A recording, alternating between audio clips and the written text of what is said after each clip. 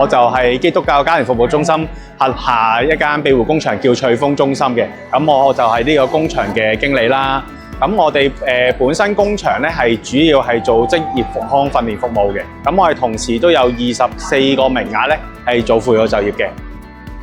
持續一路做庇護工場嘅服務，我哋都發現其實我哋殘疾學員嘅能力都比我哋預期中高嘅，咁所以我哋就嘗試會唔會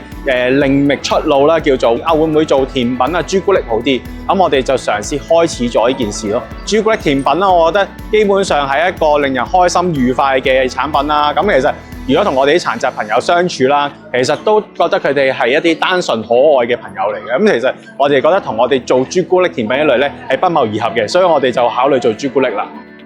我哋攞可可豆嘅原材料翻嚟，咁可能我哋會硬碎，跟住磨研，係啦，跟住再加埋一個叫調溫嘅工序。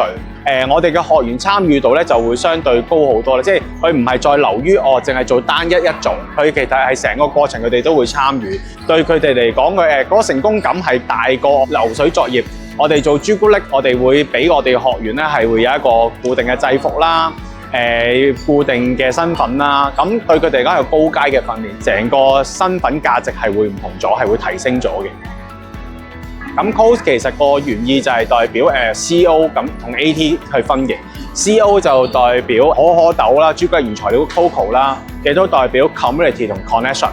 咁 AT 咧就代表 AT 我哋嘅CFSC 啦。我哋嘅受眾啦，咁將兩個融為一體就成為我哋個 brand 叫 COS。而我哋呢個 COS 嘅起源啦，其實我哋都期望唔係淨係做一個訓練嘅，我哋希望將佢成立一個品牌，就推出市面俾大家更加之認識我哋學員嘅能力。透過呢次市集係有個好嘅機會，我哋可以將我哋嘅品牌啦，將我哋